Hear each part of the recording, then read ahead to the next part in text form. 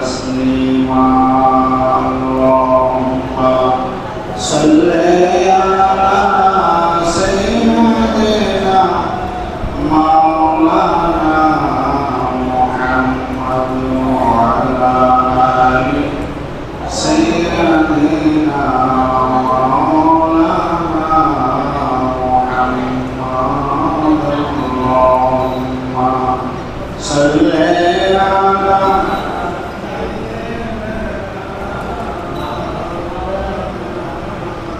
محمد وعلى آل سيدنا مولانا محمد ديا الله ديا کرو نصیب کرو مدینہ دیا نبی نہ دیکھیا قبر دیشے اللہم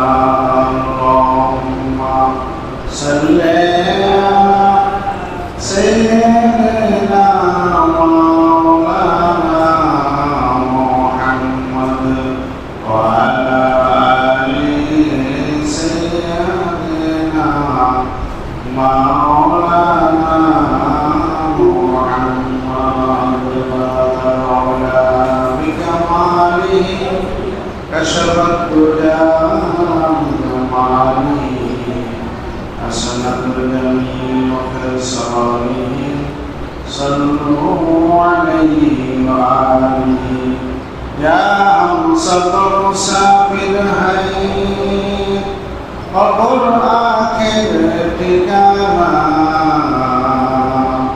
کوئی آگے روانہ ہے کوئی پیچھے روانہ لولا بکمالہ کشف الدجى بجماله حسنت الجميل وخصاله صلوا عليه وآله أستغفر الله ربي من كل ذنب وأتوب إليه لا حول ولا قوة إلا بالله العلي العظيم سبحان الله وبحمده سبحان الله العظيم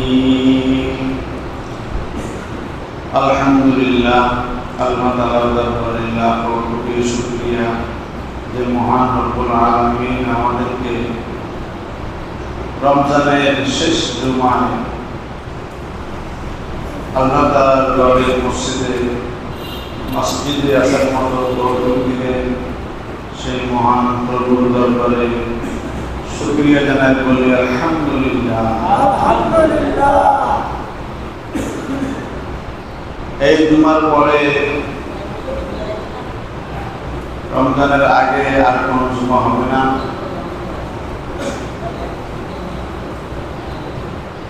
আমরা রমজানের শেষ পর্যায়ে এসে পৌঁছেছি। আল্লাহ তাআলা আমাদেরকে রমজান মাসে রোজা রাখার তৌফিক দিন বলি আলহামদুলিল্লাহ। আমরা কতগুলি রোজা রাখলাম, তারাবির নামাজ পড়লাম, সাহারি খাইলাম, আমাদের কাছে অনেক ভালো লাগছে, ঠিক না ভাই? মুমিনের কাছে আল্লাহর হুকুম অনেক ভালো লাগে, মজাদার লাগে, মজা। আর যে মুমিন না অথবা কামেলে মুমিন না, ফাসিক, নামাজ মাগরিবের পরে ফজরের পরে কি বলে রোজা রাখে, আবার তারাবির নামাজ পড়ে না, রোজার মাঝে মাঝে রাখে, এদেরকে বলা হয় না পেছে মুমিন, অর্ধেক মুমিন। অনেকে রাখেই না, তো এদের কাছে আল্লাহ তাআলার হুকুম ভালো লাগবে না, মজাদার লাগবে। রোগী সে মিষ্টি খায় না, মিষ্টি তার কাছে ভালো লাগে না, তিতা লাগে।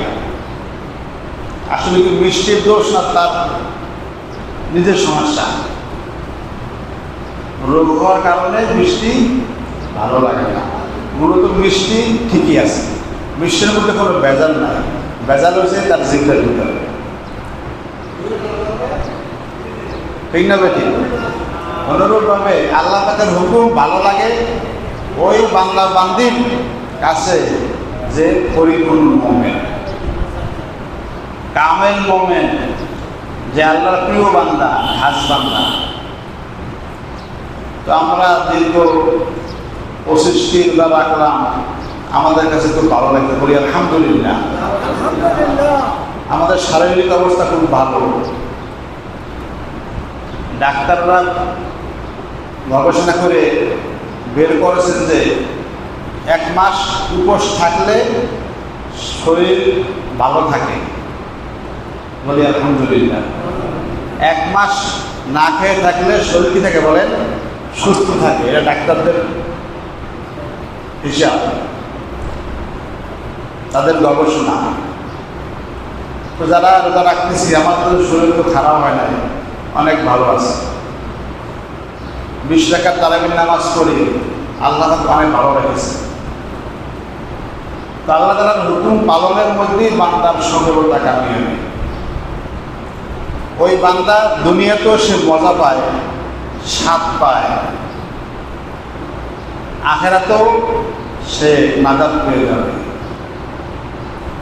আর চোরের মনে দুনিয়াতেও পুলিশ পুলিশ, আখিরাতে ধরা সে খাবি, কথা বলে না।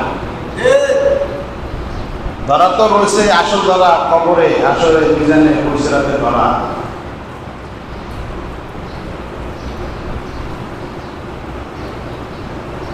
রব্বানা ইন্নাকা জামিউন নাসি লিয়াউমিন লা রাইবা ফীহি ইন্নাল্লাহা লা ইউখলিফুল মিয়াদ। আল্লাহ বলতেছেন যে তুমি বলো, হে আমার রব, নিশ্চয় আপনি আমাদেরকে হাসরের ময়দানে উঠাইবেন।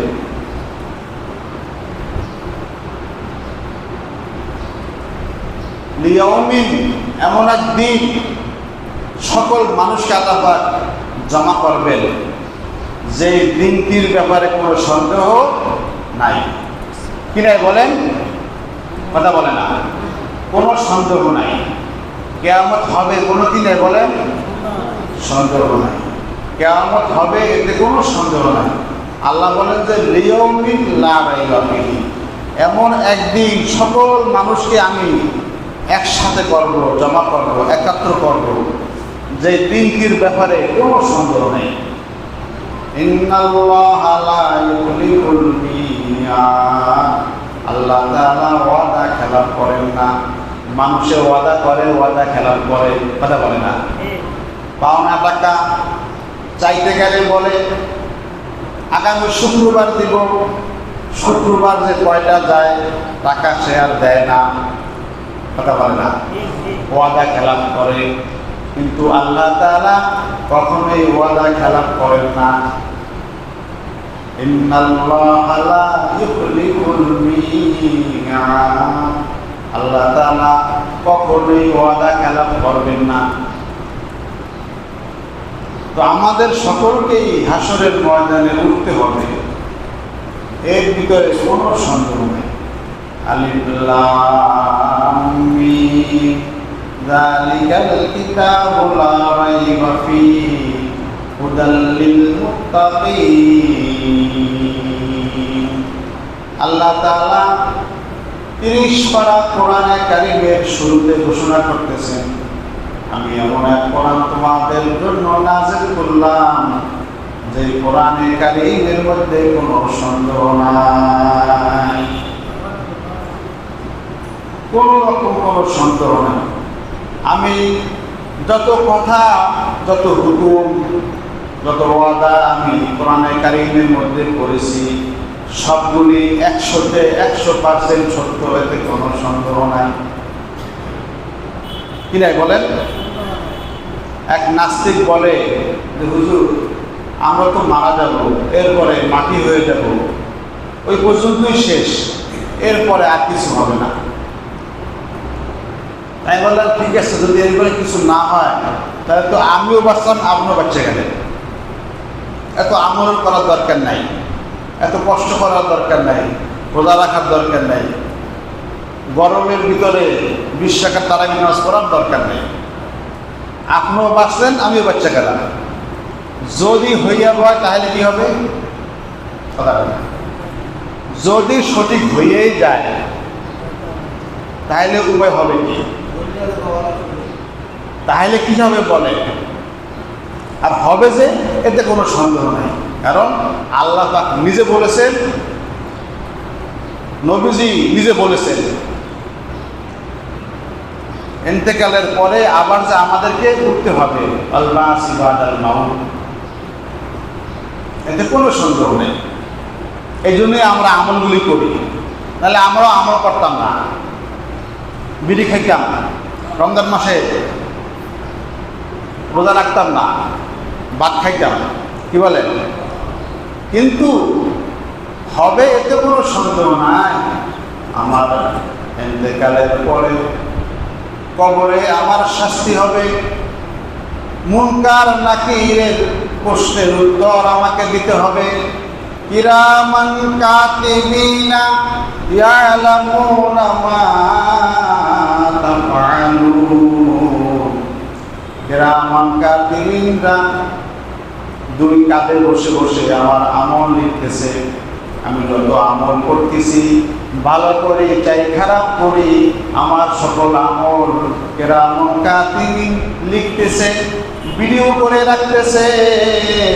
আমি অস্বীকার করলেও আমার কোনো উপায় নাই, অস্বীকার হবে না, অস্বীকার করার কোনো সাধ্য নাই। কিরামান কাতিবিন হাসরের ময়দানে সাক্ষী দিবে যে আমরা দুজন এই বান্দার সর্বদা সাথে ছিলাম, আমরা দেখেছি এবং সাথে সাথে লিখে নিয়েছি। কিরামান কাতিবিনা ইয়ালামুনা মা তাফআলুন। মরার পরেই শেষ না।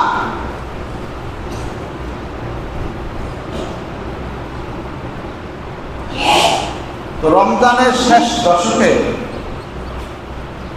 রাসূল পাক সাল্লাল্লাহু আলাইহি ওয়াসাল্লাম শবে কদর তালাশ করতে বলেছেন। কি বলেছেন? যারা ঘুমায় তারা বলেন, কি বলেছেন? শবে কদর তালাশ করতে বলেছেন। শবে কদর তালাশ করতে বলেছেন। عن أبي هريرة رضي الله تعالى عنه قال قال رسول الله صلى الله عليه وسلم من قام إيمانا واحتسابا غفر له ما تقدم من ذنبه। নবী সাল্লাল্লাহু আলাইহি ওয়াসাল্লাম, বুখারী মুসলিম দোনো কিতাবে হাদিসটির বর্ণিত হয়েছে। নবীজি বলেন, যে ব্যক্তি শবে কদরের রাত্রিতে বন্দেগী করবে, রাত্রি জাগরণ করবে, সওয়াবের নিয়তে, ঈমানের সাথে, সওয়াবের নিয়তে ঈমানের সাথে যে ব্যক্তি শবে কদর তালাশ করবে, শবে কদরের রাত্রিতে বন্দেগী করবে, রাত্রি জাগরণ করবে, নবীজি বলেন তার বিগত 1 বছরের গুনাহ আল্লাহ তাআলা মাফ করে দিবে। সুবহানাল্লাহ। আস্তাগফিরুল্লাহ লিখেন। যারা ঘুমাইছেন এরা সুবহানাল্লাহ মাগরিবের সময় করবে, বাড়ি দিয়ে বলবে, কি বাড়ির সবাই শুনল। এরা সুবহানাল্লাহ বলেন না, এরা বাড়ি দিয়ে সুবহানাল্লাহ বলবে জোরে সোরে। নবীজি হাদিসে পাকের মধ্যে কি বলেন? যে ব্যক্তি শবে কদরের রাত্রিতে জাগরণ করবে ঈমানের সাথে, আমল সওয়াবের নিয়তে, তার পিছনের 1 বছরের গুনাহ আল্লাহ তাআলা মাফ করে দিবেন।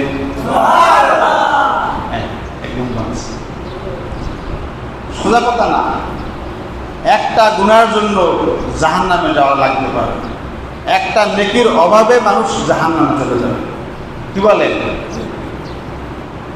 1 পয়েন্ট কম হওয়ার কারণে 1 কেজি হবে না। 1 কেজি কি হবে না, 1 পয়েন্ট কমলে। অনুরূপভাবে গুনাহ এটা মারাত্মক জিনিস।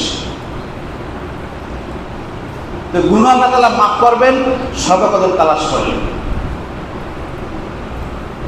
قال الله تعالى إنا أنزلناه في ليلة القدر وما أدراك ما ليلة القدر ليلة القدر خير من 1000 شهر تنزل الملائكة والروح فيها بإذن ربهم من كل أمر سلام هي حتى مطلع الفجر। শবে কদর সম্পর্কে আল্লাহ তাআলা একটি সূরা নাযিল করেছেন, নাম রাখছেন সূরাতুল কদর। সূরার নাম কি বলেন? কদর। সূরার নাম কি? কদর। সূরার নাম কি? কদর। তাহলে কি গুরুত্ব এই জিনিসটার ভিতরে? আল্লাহ তাআলা একটা সূরা নাযিল করছেন, এর নাম রাখছেন কদর। কদর সূরার মধ্যে আল্লাহ তাআলা কি বলেন? ইন্না আনজালনাহু ফি লাইলাতিল কদর, নিশ্চয় আমি আল্লাহ কোরআনে কারীমকে কদরের রাত্রিতে নাযিল করেছি। সুবহানাল্লাহ। কোরআনে কারীমকে কদরের রাত্রিতে নাযিল করা হয়েছে। এর অর্থ হলো তাফসীরে ইবনে কাসিরের মধ্যে লিখেছেন, হযরত আব্দুল্লাহ ইবনে আব্বাস রাদিয়াল্লাহু তাআলা আনহু বলেন যে আল্লাহ তাআলা সম্পূর্ণ কোরআনে কারীম প্রথম আকাশে বাইতুল ইজ্জাত নামের স্থানে সম্পূর্ণ কোরআনে কারীম নাযিল করেছেন। প্রথম আসমান থেকে নবীজির উপরে 23 বছর পর্যন্ত যখন যেখানে প্রয়োজন সেখানে নাযিল করেছেন। প্রথম আসমান থেকে কোরআনে কারীম নবীদের উপরে 23 বছর পর্যন্ত নাযিল হলো। আর লৌহে মাহফুজ থেকে কোরআনে কারীম একবারে সম্পূর্ণ নাযিল করেছেন প্রথম আসমানে বাইতুল ইজ্জাত নামের স্থানে। তাআলা বলেন যে আমি কোরআনে কারীম নাযিল করেছি কদরের দিনে, কদরের রাত্রিতে। ওমা আদরাকা মা লাইলাতুল কদরি, আপনি কি জানেন লাইলাতুল কদর কি? কদরের রাত্র কি? লাইলাতুল কদরি খায়রুম মিন 1000 শাহর, একটা কদরের রাত্রি 1000 মাসের সমান। বলেন সুবহানাল্লাহ। 1000 মাস বন্দেগী করলে যে সওয়াব পাবে, কদরের রাত্রিতে 1 রাত্রি বন্দেগী করলে সেই সওয়াব সে লাভ করবে 1000 মাস। এই সূরার শানে নুজুলের মধ্যে তাফসীরে ইবনে কাসিরের মধ্যে লিখেছেন, একদিন রাসূল পাক সাল্লাল্লাহু আলাইহি ওয়াসাল্লাম বনি ইসরাইলের এক ব্যক্তি সম্পর্কে আলোচনা করলেন যে এক ব্যক্তি 1000 মাস পর্যন্ত সে সারা রাত্র বন্দেগী করেছে, আর সারা দিন সে রোজা রেখেছে। সারাদিন রোজা রেখেছে আর সারা রাত্র বন্দেগী করছে 1000 মাস। বলেন তো এটা কি সম্ভব আমাদের জন্য? এই কথা শুনে সাহাবায়ে কেরাম অবাক হয়ে গেলেন যে তারা কত বড় হায়াত পেয়েছে আর কত বেশি আমল করেছে। তো এই সাহাবায়ে কেরামের আফসোসের প্রেক্ষিতে আল্লাহ তাআলা এই সূরাতুল কদর নাযিল করেছে যে তোমরা যদি একটা রাত্র আমল করতে পারো, তাহলে 1000 মাস আমল করার সওয়াব পেয়ে যাবে। 1000 মাস।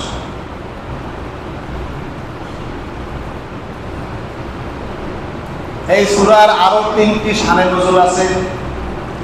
আর একটি শানে নজুল হইল হযরতে হাসান রাদিয়াল্লাহু তাআলা যখন আমির মুয়াবিয়ার সাথে, এজিদের বাপ হইল আমির মুয়াবিয়া সাহাবী, আমির মুয়াবিয়া রাদিয়াল্লাহু তাআলা ওর সাথে যখন সমঝোতা করলেন, আপোষ মীমাংসা করে ফেললেন খেলাফতের বিষয়। তো একটি গ্রুপ হযরতে হাসান রাদিয়াল্লাহু আনহুকে বললেন যে তুমি আমাদের মুখে চুল কালি মেখেছো, তুমি আমাদেরকে কলঙ্কিত করেছো, আমির মুয়াবিয়ার সাথে তুমি চুক্তিবদ্ধ হয়েছো, সমঝোতা করেছো, আমরা বঞ্চিত হয়েছি, তুমি ধ্বংস হও। নবীজির নাতি হযরতে আলী বড় ছেলে হাসান রাদিয়াল্লাহু আনহুকে এই কথা বলতেছে। এর উত্তরে হযরতে হাসান রাদিয়াল্লাহু তাআলা আনহু বললেন, আল্লাহ পাক তোমার উপরে রহম করুন, বলেন সুবহানাল্লাহ। দেখেন, হযরত হাসানকে এক ব্যক্তি গালি দিচ্ছে, আর সে কি বলতেছে, আল্লাহ তোমার উপরে রহম করুন, মানে দোয়া করতেছে। চিন্তা করছেন, তারে গালি দেয় আর সে দোয়া করতেছে যে আল্লাহ তোমার উপরে রহম করুন। শোনো, তুমি আমাকে বঞ্চনা করিও না, লজ্জিত করো না। একবার হুজুরে পাক সাল্লাল্লাহু আলাইহি ওয়াসাল্লাম স্বপ্নে দেখলেন যে নবীজির মেম্বরে বনু উমাইয়া বসে আছে। এই স্বপ্ন দেখার পরে নবীজি অত্যন্ত ব্যথিত হলেন, মনে অনেক কষ্ট পাইলেন। হুজুরের মেম্বারে উমাইয়া বংশ বসার অর্থ হইল উমাইয়ারা এই ইসলামী দেশ শাসন করবে, খেলাফত তাদের হাতে চলে যাবে। এলো স্বপ্নের ব্যাখ্যা। নবীজির মেম্বারে উমাইয়ারা বসে রয়েছে, এর অর্থ হইল নবীজির ইন্তেকালের পরে, খোলাফায়ে রাশিদিনের পরে অচিরেই উমাইয়া বংশের হাতে এই খেলাফত চলে যাবে, তারা শাসন করবে। নবীজি একটু মনে ক্ষুণ্ণ হয়েছিল যে হায় হায়, তা আমার সাহাবীদের কি হবে? উমাইয়া বংশ দেশ শাসন করবে, আমার সাহাবীদের কি হবে? এই আফসোস করার পরে আল্লাহ তাআলা জিবরাইলকে পাঠাইয়া সূরাতুল কদর নাযিল করেন, হে রাসূল, আপনি মনে কষ্ট নিয়েন না, উমাইয়া বংশ শুধুমাত্র 1000 মাস এই দেশ শাসন করতে পারবে, এরপরে আর পারবে না। ইতিহাসে লেখেন উমাইয়া বংশরা তারা 1000 মাস অর্থাৎ 83 বছর 4 মাস 10 দিন পর্যন্ত শাসন করার পরে এদের হাত থেকে আবার শাসন চলে গেছে, ক্ষমতা চলে গেছে। একদিন বেশিও করতে পারে নাই, একদিন কমও করতে পারে নাই। একদিন বেশিও হয় নাই, 83 বছর 4 মাস 10 দিনের একদিন বেশিও হয় নাই, একদিন কমও হয় নাই। এই হলো একটা শানের নজর। শানের আরো একটা আছে, 3 নম্বর শানের নজর। তো 1000 মাস উমাইয়া বংশ মুসলিম জাহান শাসন করেছে। নবীজিকে সান্ত্বনা দিয়েছেন যে আপনি আপনার উম্মতকে বলে দেন, একটা রাত্র তারা যদি বন্দেগী করে তাহলে 1000 মাস বন্দেগী করার সওয়াব লাভ করবে। 1000 মাস, 1000 মাসে হয় 83 বছর 4 মাস 10 দিন। 83 বছর 4 মাস 10 দিন কেউ যদি লাগাতার ভাবে আল্লাহ পাকের ইবাদত বন্দেগী করে, তাহলে কেউ যদি সবে কদর পেয়ে যায়, এক রাত্র বন্দেগী করে, তাহলে সে তার আমলনামায় 83 বছর 4 মাস 10 দিনের সব জমা হয়ে যাবে। ওমা আদরাকা মা লাইলাতুল কদরি, লাইলাতুল কদরি খায়রুম মিন আলফি শাহর। কদরের রাত্রিটা হইল 1000 মাসের চাইতে উত্তম। আল্লাহ তাআলা আরো বলেন, তানাজ্জালুল মালাইকাতু ওয়ার রূহু ফিহা। কদরের রাত্রিতে আল্লাহ তাআলা জমিনের মধ্যে হাজার হাজার ফেরেশতা প্রেরণ করেন। এই জমিনে নেমে আসে হাজার হাজার ফেরেশতা এবং রূহ নেমে আসে। রূহ শব্দের অর্থ হইল, তাফসীরের মধ্যে সবাই একমত হয়েছে, রূহ শব্দের অর্থ হইল জিবরাইল ফেরেশতা। ইনি হবে এই সকল ফেরেশতার সর্দার, জিবরাইল ফেরেশতা, এবং তার সাথে হাজার হাজার ফেরেশতা কদরের রাত্রিতে নাজিল হয়। রাত্রিতে নামবে, দিনে না, রাত্রিতে নাজিল হবে। বিইজনি রাব্বিহিম মিন কুল্লি আমরিন, আল্লাহ তাআলার হুকুমে। সালামুন হিয়া হাত্তা মাতলাইল ফাজর। এই ফেরেশতারা প্রত্যেকটি মসজিদে, প্রত্যেকটি সারা পৃথিবীতে সকল স্থানে ঘোরাফেরা করবে আর দেখবে কারা আল্লাহ পাকের বন্দেগীতে লিপ্ত আছে, তাদেরকে সালাম জানাবে, স্বাগতম জানাবে এবং তাদের সাথে মুসাফা করবে। বলে সুবহানাল্লাহ। কদর রাতে এইভাবে চলতে থাকবে হাত্তা মাতলাইল ফাজর, একদম ফজর পর্যন্ত, শবে সাদিক পর্যন্ত। মাগরিব থেকে শুরু হয়ে শবে সাদিক পর্যন্ত এইভাবে চলতে থাকবে। তো এখন শবে কদর কখন হয় এই বিষয়ে হাদিসে কি বলে দেখেন। হাদিসের মধ্যে এসেছে, এই হাদিসটি তিরমিজি শরীফের মধ্যে আছে।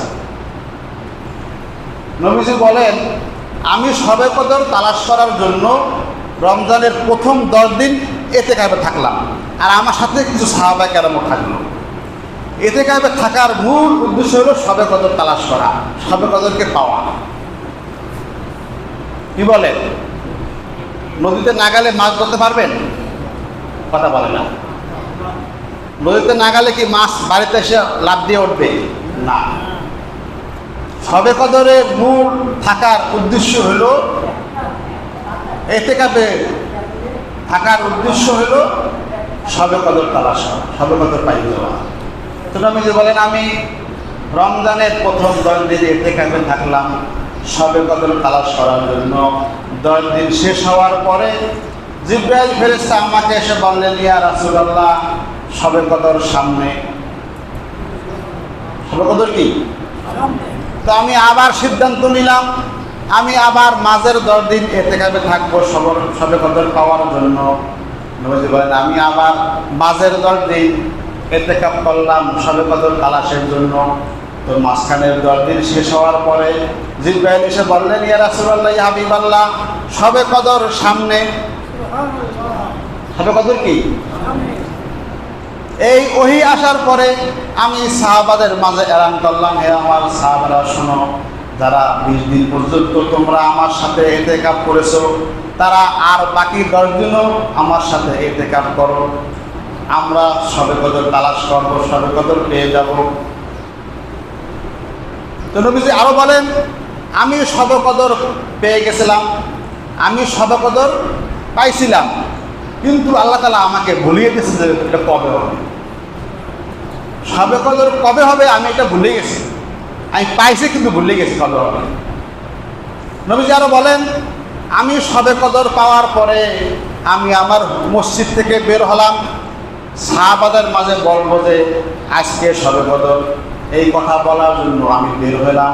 বের হইয়া দেখি যে 2-3 জন সাহাবীরা একে অপরের সাথে ঝগড়া করতেছে, কথা কাটাকাটি করতেছে।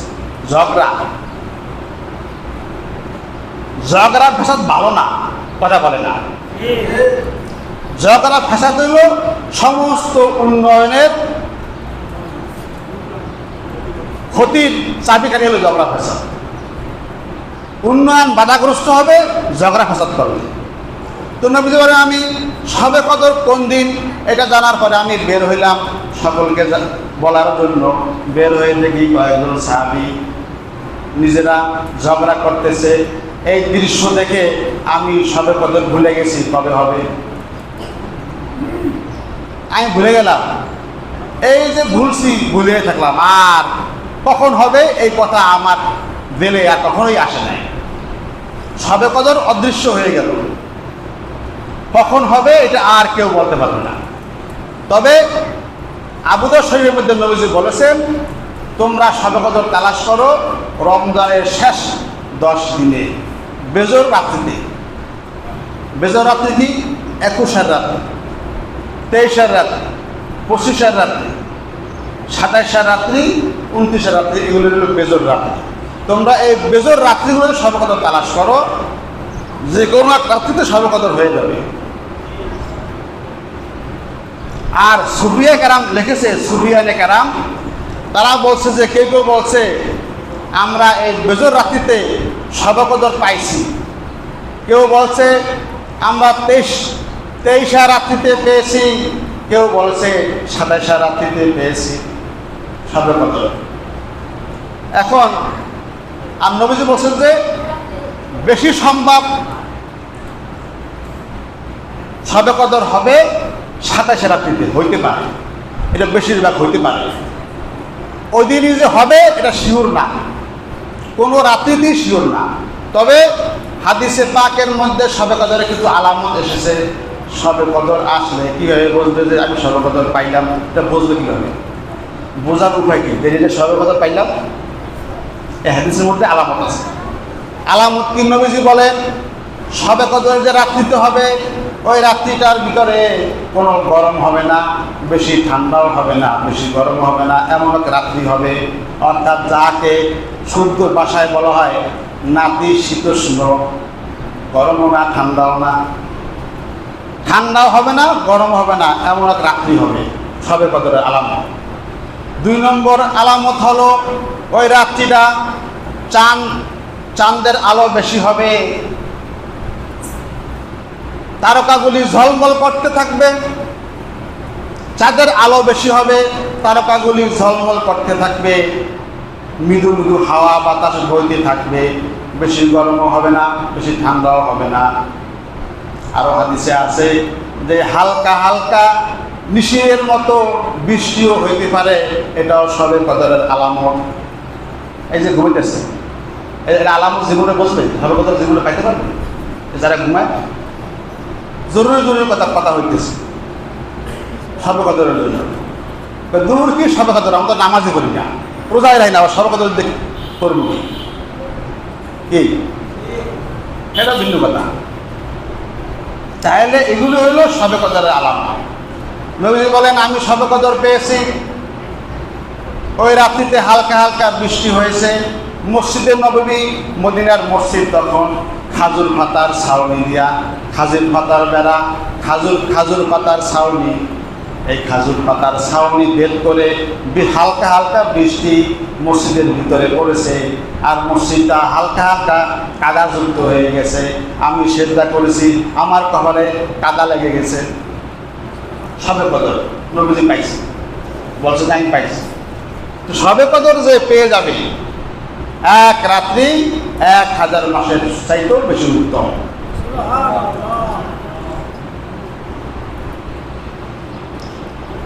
সূরা কদরের শানে নুজুলে আরেকটি আছে যে পূর্বেকার এক লোক সারাদিন জিহাদ করতো আল্লাহর রাস্তায়, আর সারা রাত্র আল্লাহ তাআলা বন্দেগী করত, একটুও ঘুমায় নাই, এবং তার গায়ের থেকে যুদ্ধের পোশাক 1 সেকেন্ডের জন্য খোলে নাই। এইভাবেই তাফসীর ইবনে কাসিরের মধ্যে এসেছে যে 1000 মাস পর্যন্ত সারাদিন সে আল্লাহ পাকের রাস্তায় জিহাদ করেছে যুদ্ধের পোশাক পরিয়ে। এই যুদ্ধের পোশাক সে 1 মুহূর্তের জন্য খোলে নেয়, এবং শুধু জিহাদ করে শেষ না, আবার সারা রাত্র আল্লাহ পাকের বন্দেগী করছে। এই ঘটনা শুনে সাহাবায়ে কেরাম অবাক হয়ে গেল যে এরকম আমল কিভাবে সম্ভব, আর আমরা কিভাবে করব? তাহলে তো আমাদের আমল কম হয়ে গেল, আমাদের হায়াতও কম। কথা বলে না। এই আফসোসের প্রেক্ষিতে আল্লাহ সুবহানাহু ওয়া তাআলা সূরাতুল কদর নাযিল করেছেন। সূরাতুল কদরে আল্লাহ বলেন যে তোমরা এক কদরের রাত্রিতে যদি তুমি আমল করো তাহলে 1000 মাস 83 বছর 4 মাস 10 দিনের ন্যাক আমল তোমার আমল নামায় জমা হয়ে যাবে। এর সবে কদর। এই জন্য আমরা বেজর রাখিতে সবে কদর তালাশ করবো। কারণ আজকে তো 25 রোজা গেল গা, এটা 26 তারাবি, এটা জোর। আগামীকালকে 27 শনিবার দিন আগামীকালকে এই 27 আগামীকালকে 27 যাকে আমরা সবে কদর বলি আর কি। এরপরে 8 আছে 29 2টা রাত্র আছে তালাশ করার জন্য। এই জন্য আমরা সবে কদরের মধ্যে আমলের নিয়ম কি? সবে কদরের নামাজ হল নফল, এর নফল। সবে কদরের আমল নফল, সবে কদরের নামাজ নফল। 2 রাকাত করে নামাজ পড়বে যে আমি সবে কদরের নামাজ পড়তেছি আল্লাহু আকবার, এর নিয়ম সোজা নিয়ম। আমি সবে কদরের নামাজ পড়তেছি আল্লাহু আকবার। যে কোনো সূরা দিয়া, কথা বলবেন না, যে কোনো সূরা দিয়া, যে কোনো সূরা ফাতিহার সাথে যে কোনো সূরা মিলাইয়া পড়তে পারবে। যত রাকাত মতো অত রাকাত পড়তে পারবে। তাহাজ্জুদের নামাজও পড়বে সবে কদরের নিয়তে, সবে কদরের নিয়তে পারবে তাহাজ্জুদের নামাজ। এইভাবে সবে কদরের আমল করতে পারবে, অথবা জিকিরও করতে পারবে, অথবা কোরআন তেলাওয়াত করতে পারবে, অথবা মুরাকাবাও করতে পারবে, মুশাহাদা করতে পারবে। এই সবগুলো আমলের মধ্যে গণ্য হবে। আল্লাহ তাআলা আমাদেরকে আমল করতে হবে। আল্লাহুম্মা আমিন। আমিন আল্লাহ, আপনি আল্লাহুম্মা আমিন। যারা রোজা রাখেন নাই আজকে থেকে রোজা রাখেন। কি বলেন? আর কয়টা রোজা আছে? অনেকে রাখে না, অনেক কাজ কামে